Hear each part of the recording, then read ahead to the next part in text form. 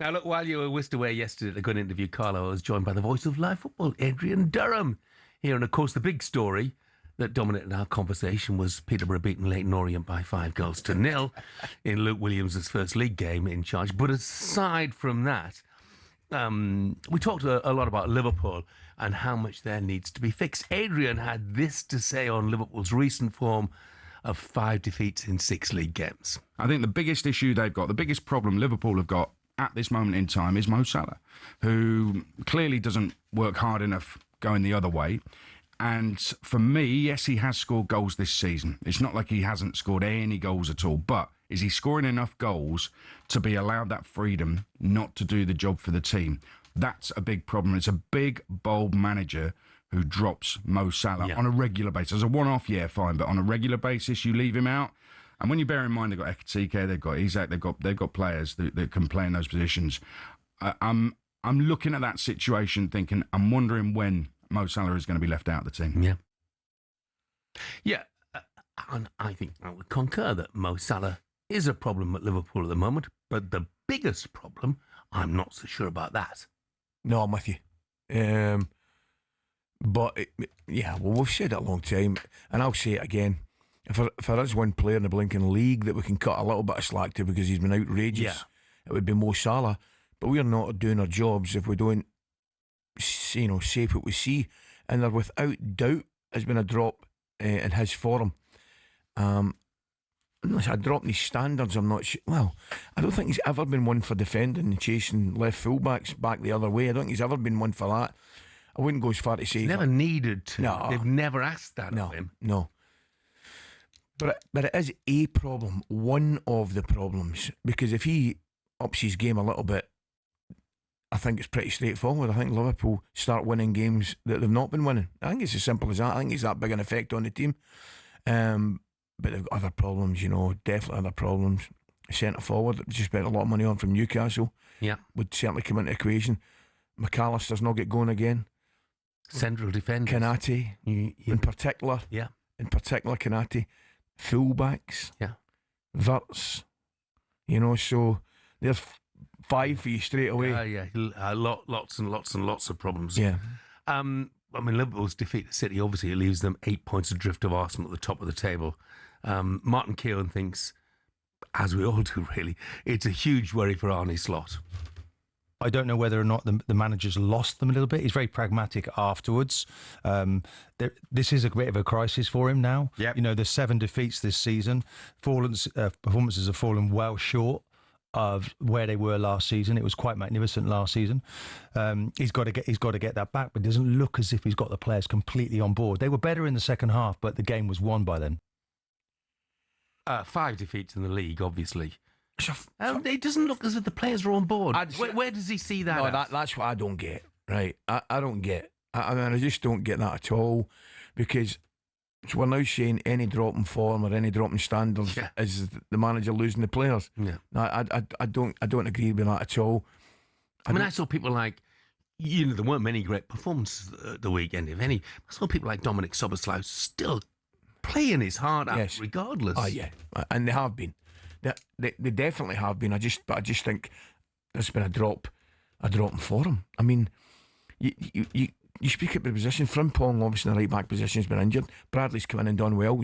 The weekend aside, where he was up, any right back in the planet would have struggled to handle Doku at the weekend and Sunday.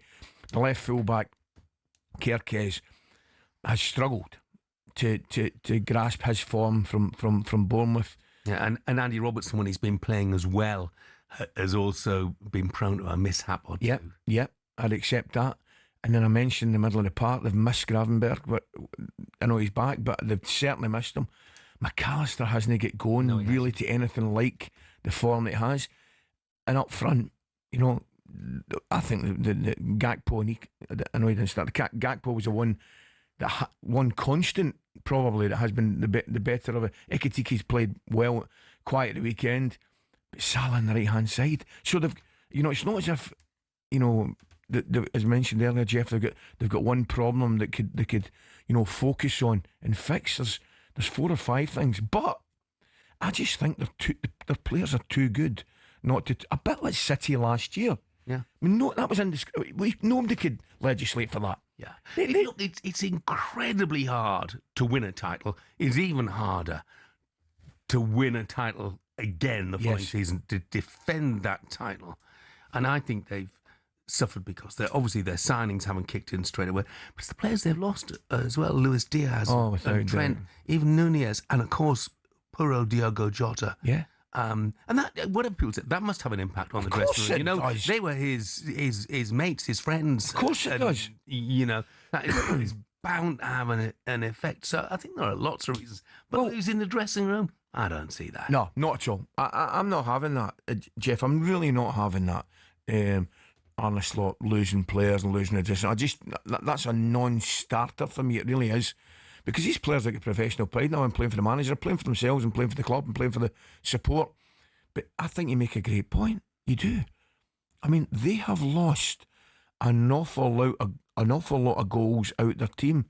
That said, the problem has been at the other end. There is no doubt about that. I haven't mentioned Alisson. Yeah. Mamardashvili is a good goalie. Alisson's a great goalie.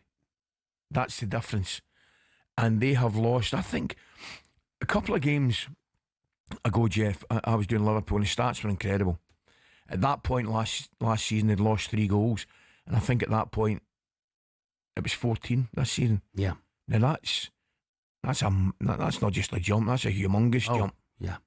So, you know, we can say that they've lost a lot of goals out their team, and they have, whether it's Nunez, Shea Diaz, and the tragic circumstances surrounded Jota, which you've mentioned.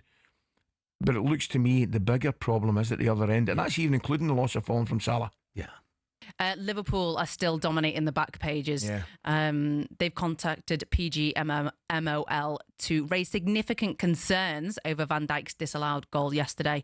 And I know what your thoughts are. It's a waste of time. Yeah. So my question was going to be that. But is there a bigger picture that Liverpool are raising these concerns to make sure that these mistakes don't happen? Because there's a grey area, but there needs to surely be some consistency, especially when it's the same referee making a different decision last year. Yeah, 100%. Excuse me, guys. There should be consistency, but no matter the outcome of the meeting, there will still be mistakes, because that's just the nature of the beast, I'm afraid. Yeah, it's human error. Yeah, that's all it is, you know. My only problem is sometimes looking at it, and maybe not so much with that one, but I mean, I'd have given a goal all day, and I think the goal should have stood. But I think the problem that a lot of the supporters, and maybe myself, have is not the human error. It's the potential for human error looking at a human error. That's the problem I've got with VAR. This is getting complicated.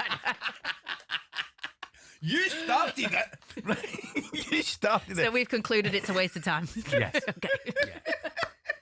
It's a bit of signalling for their fans, isn't it, really? Yeah. You know, and I think it's maybe a bit to take a focus off the fact that they have lost 5 times this season and they are so far off the pace. But, hey, just the cynic in me. Thank you, Sam.